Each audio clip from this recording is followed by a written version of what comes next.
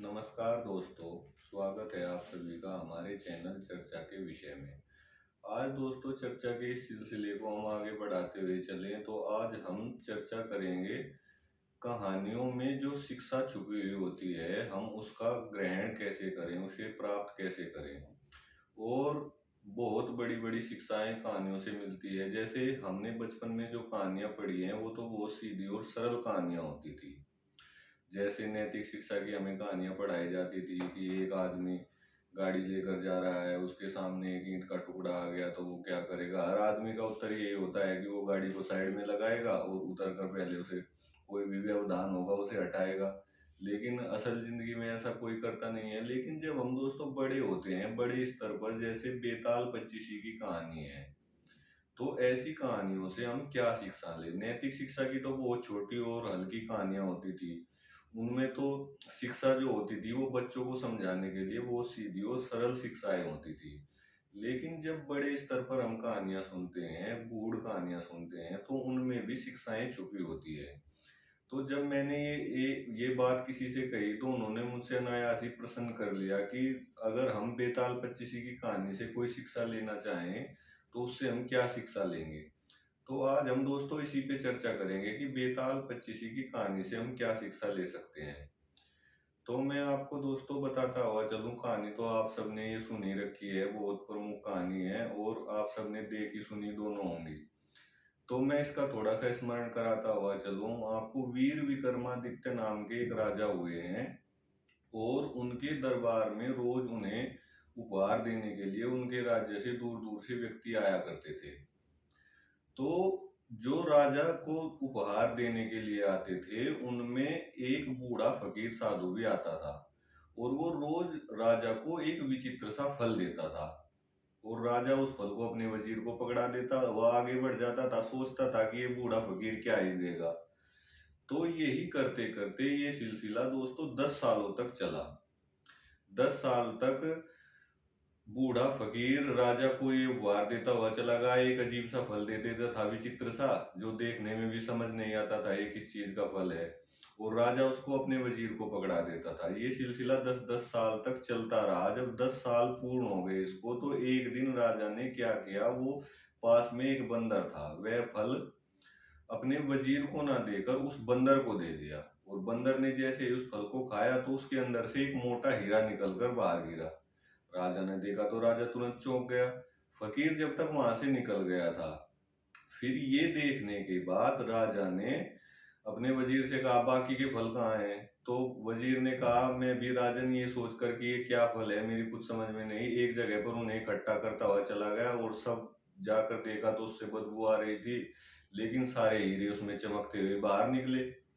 और वो सारा धनराज को उसमें राजा के चला गया और राजा एकदम देखकर चौंक गया, भाई इतना सारा हीरा इस फकीर साधु के पास कैसे आया। जब अगले दिन वह फकीर साधु राजा को उपहार देने के लिए आया तो राजा ने उन्हें बुलाया और पूछा कि आपके पास इतना धन कहाँ से आया। उन्होंने बताया राजा ये महत्वपूर्ण नहीं है, मेरे पास ये धन कहाँ से आया, मैंने ये किसी औचित्य के लिए आपके लिए किया है, क्या आप मेरे उस औचित्य को पूर्ण करेंगे।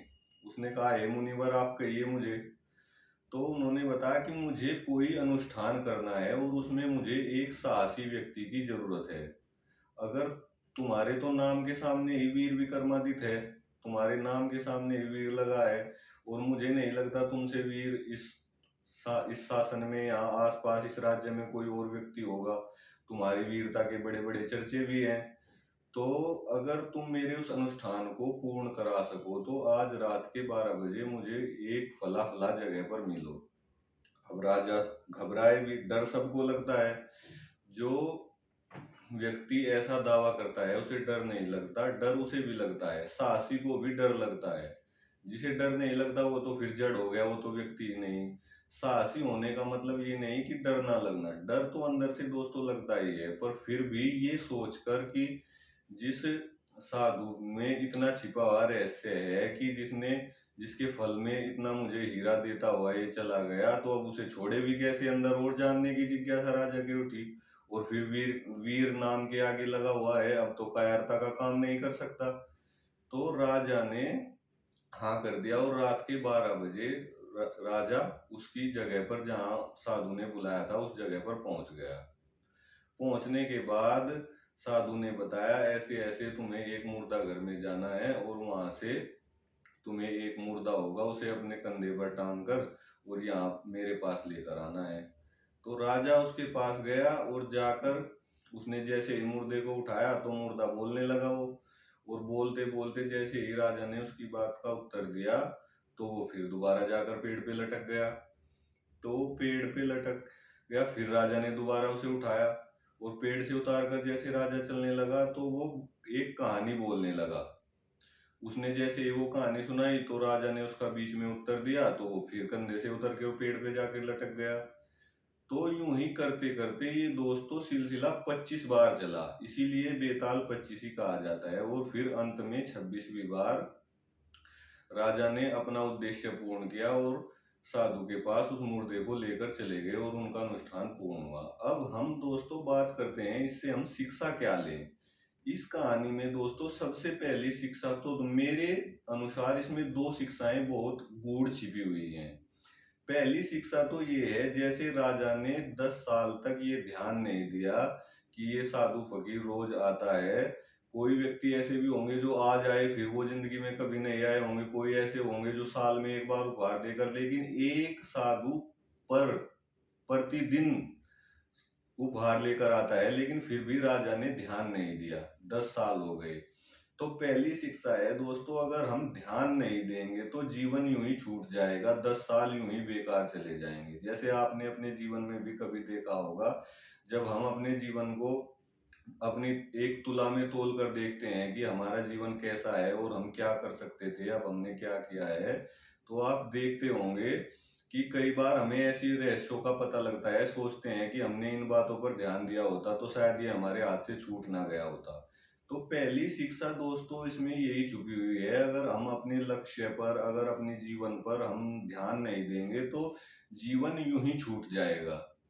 हमें ध्यान देना बहुत जरूरी है। जैसे राजा ने 10 साल राजा के बेकार हो गए, जो काम उसने, वीर विक्रमादित्य ने इतना धन उसे 10 साल के बाद मिला और कितना धन उस साधु से और फिर उसे प्राप्त हुआ होगा, और 10 साल उसके ऐसे ही बेकार चले गए। जो स्थिति उसकी 10 साल बाद हुई वो पहले हो सकती थी अगर उसने ध्यान दिया होता। तो पहली शिक्षा तो इस दोस्तों यही है कि अगर ध्यान नहीं देंगे तो जीवन यूं ही छूट जाएगा और लक्ष्य हमारा यूं ही छूट जाएगा, हमारे कार्य यूं ही छूट जाएंगे। और दूसरी शिक्षा है, अगर जब लक्ष्य पे हम ध्यान देने लगते हैं तो दोस्तों मन हमारा भटकता है, जगह जगह भागता है, लेकिन अगर हम उसे नियंत्रण करके दोबारा पकड़कर अपने लक्ष्य पे लाएंगे, मन फिर भागेगा। तो बार बार बार बार भागने के बाद जब मन एक जगह टिकेगा, लेकिन जब हम बार बार प्रयत्न करेंगे, बार बार प्रयत्न करेंगे लगाने के, तो एक बार वो लक्ष्य को पूर्ण कर लेगा, जैसे राजा ने 26वीं बार अपने लक्ष्य को पूर्ण किया। तो इस कहानी में दो जो मुख्य ज्ञान की बातें हैं और जो हमें समझनी चाहिए, जो शिक्षा लेनी चाहिए, वो यही शिक्षाएं हैं। अगर ध्यान न दिया तो जीवन यूं ही छूट जाएगा, और ध्यान देने के बाद मन भागेगा, इधर उधर जरूर भागेगा, क्योंकि लक्ष्य हो या कुछ भी हो, मन हमारा चंचल है, भागना है। इसका इसका मन का जो क्या है, मन की जो व्याख्या है, वो मन बहुत चंचल है, ये बहुत जल्दी विषय से भटकता है। लेकिन अगर बार बार पकड़ कर इसे लाएंगे तो 26वीं बार में ऐसा होगा जैसे राजा के साथ हुआ। 10 बार में, 15 बार में, 20 बार पकड़कर लक्ष्य पे लाएंगे तो एक दिन ऐसा आएगा जब हम अपने लक्ष्य को पा जाएंगे। तो अब दोस्तों आप इसे भली भांति समझ चुके होंगे, इससे हमें बेताल 25 की कहानी से क्या शिक्षा मिलती है। तो अब चैनल को कर दीजिए सब्सक्राइब और वीडियो को कर दीजिए लाइक, और फिर मिलते हैं किसी अगले विषय के साथ। और कमेंट में जय श्री राम लिखना ना भूलें। धन्यवाद।